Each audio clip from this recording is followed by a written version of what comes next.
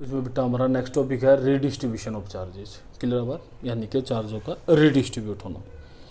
तो charge redistribute कैसे होते हैं, इस चीज़ को देखने के लिए सबसे पहले मैं आपको एक चीज़ समझा दूं कि जैसे नाम से समझ में आ रहा होगा रीडिस्ट्रीब्यूशन। इसके लिए मैंने मान लिया कि हमारे पास कोई दो स्फीयर है ऐसे। क्लियर बात। और इस पहले वाले स्फीयर के ऊपर कैसा चार्ज है, मान लिया आपका बेटा पॉजिटिव चार्ज है ऐसे, जो चार्ज फैला हुआ था इसके ऊपर, और ये चार्ज भी इसके ऊपर आपका ऐसे फैला हुआ है। ठीक है, तो मैंने मान लिया कि इनिशियली जो चार्जेज हैं इसके ऊपर कितना है बेटा Q1 है, कैपेसिटी C1, पोटेंशियल V1, इसके ऊपर चार्ज Q2, C2 और बेटा आपका V2। क्लियर बात। तो ये इसकी इनिशियल कंडीशन है, बात समझ में आई होगी मेरे ख्याल में। ये इसकी इनिशियल कंडीशन है हमारे पास। लेकिन मैंने क्या काम किया, मैंने एक वायर लिया, ये मैं अलग से बना देता हूँ ऐसे, ये पॉजिटिव पॉजिटिव पॉजिटिव ऐसे, और ऐसे ऐसे। क्लियर बात। मैंने एक वायर लिया बेटा कंडक्टिंग, और उस कंडक्टिंग वायर से इन दोनों को क्या कर दिया बेटा आपका कनेक्ट कर दिया आपस में। क्लियर बात। तो जैसे ही मैं इन दोनों को आपस में कनेक्ट करूंगा तो कनेक्ट करने से क्या होगा, क्लियर बात, तो बेटा चार्ज आपका रीडिस्ट्रीब्यूट होना शुरू हो जाएगा एक तो। अब रीडिस्ट्रीब्यूट चार्ज कब तक रहेगा, ठीक है, रीडिस्ट्रीब्यूट चार्ज होता है बेटा आपका जब तक पोटेंशियल आपका दोनों का सेम ना हो जाए। क्लियर बात, दोनों का पोटेंशियल आपका सेम ना हो जाए, क्योंकि पोटेंशियल डिफरेंस है तो आप जानते भी इस चीज़ को कि चार्ज क्या होता रहेगा जब तक आपका रीडिस्ट्रीब्यूट होता रहेगा। लेकिन जैसे ही दोनों का पोटेंशियल आपका सेम होगा, तो मैंने मान लिया कि पोटेंशियल सेम जो है वो कितना है बेटा आपका V, तो इस V को हम बोलते हैं बेटा कॉमन पोटेंशियल। ध्यान रखें आप लोग, इसको क्या बोलते हैं आपका कॉमन पोटेंशियल। क्लियर बात। अब इस कॉमन पोटेंशियल होने तक क्या फ़र्क पड़ेगा इसके ऊपर, तो पहला फ़र्क बेटा आपका जो कैपेसिटी है उसके ऊपर कोई फ़र्क नहीं पड़ेगा। आप जानते भी हैं कि कैपेसिटी जो जिसकी रहेगी वो उतनी बनी रहेगी, लेकिन जो चार्जेज है वो बिल्कुल चेंज होंगे। ठीक है, चार्ज तो बिल्कुल चेंज होंगे। क्या पता इसमें से इसने कितना ले लिया, या फिर क्या पता इसके ऊपर से इसके ऊपर कितना आ गया। तो मैंने मान लिया कि भाई इसके ऊपर कितना चार्ज रह गया बेटा, मान लिया Q1 डैश, और इसके ऊपर कितना चार्ज रह गया, मान लिया बेटा आपका Q2 डैश। क्लियर बात। तो अगर हम बात चार्जों की करें, ठीक है, कि बिफोर रीडिस्ट्रीब्यूशन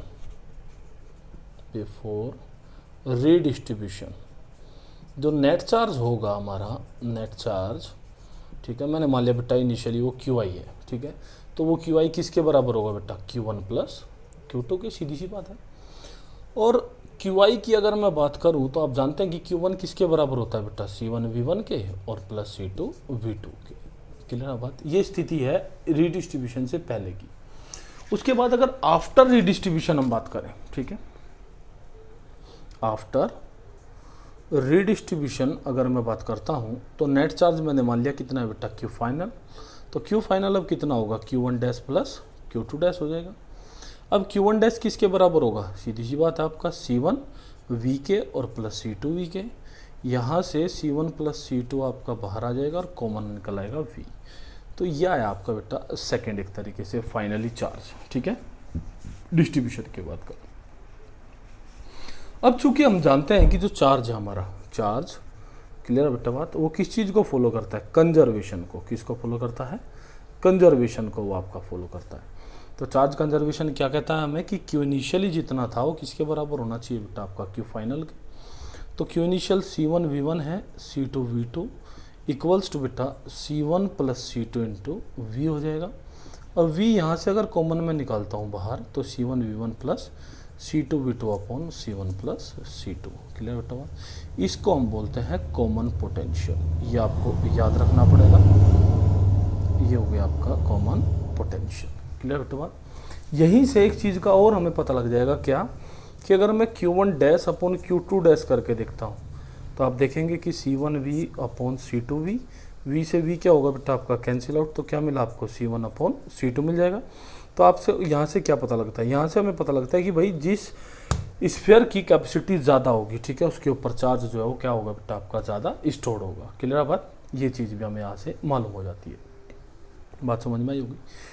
लेकिन इस रीडिस्ट्रीब्यूशन में, ठीक है, एनर्जी के ऊपर क्या फ़र्क पड़ता है, ठीक है, इस चीज़ को आपको एक बार देखना पड़ेगा। इसको मैं एक बार अब कर लेता हूँ सारे को। तो एनर्जी का मैं आपको बता दूं बेटा पहले ही लॉस होता है, इस चीज़ को मैं बाद में आपको प्रूव भी करके दिखाऊंगा कि लॉस ही होता है या फिर गेन करती है एनर्जी, लेकिन मैं आपको स्टार्टिंग में ही बता देता हूँ कि इसका लॉस होता है। क्लियर बेटा बात? तो वो लॉस कितना होता है ये चीज़ हमें एक बार देखनी है, ठीक है। तो इसमें हम देख लेते हैं यहाँ पे कि लॉस ऑफ एनर्जी। क्लियर बात? Energy due to redistribution. Clear बेटा बात? तो लॉस ऑफ एनर्जी कितना रहेगा, ठीक है, ये चीज़ हमें एक बार देखनी है। तो बिफोर रीडिस्ट्रीब्यूशन अगर मैं एनर्जी की बात करता हूँ, यानी कि इनिशियली आप जानते हो कितनी होगी बेटा, ये फॉर्मूला था हमारा जो हमने कल प्रूव किया था, half C1V1² plus half C2V2² हो जाएगी। क्लियर बात? आफ्टर रीडिस्ट्रीब्यूशन अगर मैं बात करूं तो फाइनली कितना बेटा, हाफ C1 प्लस C2, ठीक है, ये मैं अलग अलग ही लिख देता हूँ, C1V प्लस हाफ C2V² हो जाएगा। क्लियर बेटा बात? यहाँ से आप देखेंगे कि हाफ और ये ऐसे मैं इसको आपका लिख सकता हूँ। अब कॉमन पोटेंशियल का तो फॉर्मूला हमारे पास था, कितना था बेटा, ये था हमारा Q1V1 प्लस Q2V2 का होल स्क्वायर ऊपर हो जाएगा और अपॉन नीचे कितना हो जाएगा बेटा आपका C1 प्लस C2 का होल स्क्वायर। क्लियर बेटा बात?